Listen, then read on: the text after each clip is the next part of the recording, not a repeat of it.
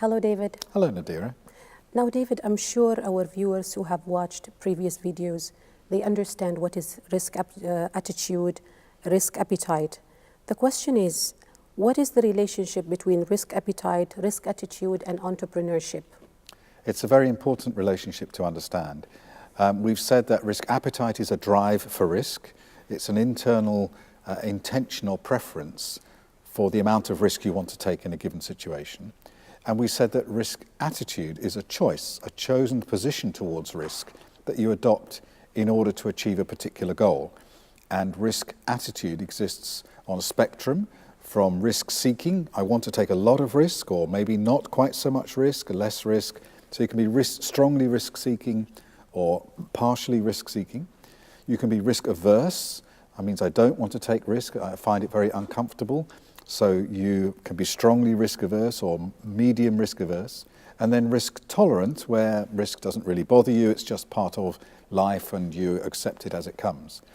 Now, entrepreneurs tend to be very risk seeking with a high risk appetite.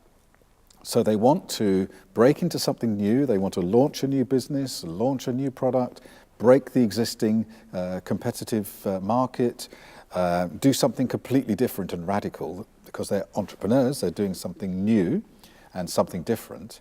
And so they have a drive to take risk, to break into something and see what they can do, to challenge themselves against the existing marketplace and framework, and then to take a lot of risk in that situation. So they're both a high risk appetite and highly risk seeking.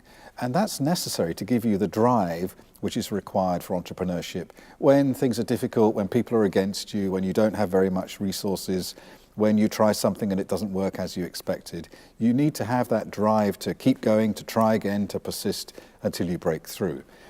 So that's a good aspect of high risk appetite, high risk attitude, risk seeking attitude, and entrepreneurship. But it's possible that your high drive, your high risk appetite, and your highly risk seeking attitude drives you to take too much risk. And so one of the dangers with entrepreneurs is that they're so excited about their new idea and their new business and the new challenges and the possibilities that they go too far too fast. And we saw a lot of that around the turn of the millennium in the dot-com boom and bust cycle, with people who invested a huge amount of time and effort and money in ideas that were not fully thought through, and they developed a business which they rushed onto the marketplace and launched quickly, and it peaked very fast and then crashed and disappeared because they had a big drive to take risk and they were highly risk-seeking, but it was too much for them. And so we need to introduce another idea, which is the idea of risk capacity. How much risk are you able to take without destroying the company or without burning out or without going over a cliff and doing something stupid, without overreaching yourself? And so risk capacity is the internal ability of the organization to cope with risk. And we need to make sure that our risk-taking doesn't exceed our risk capacity.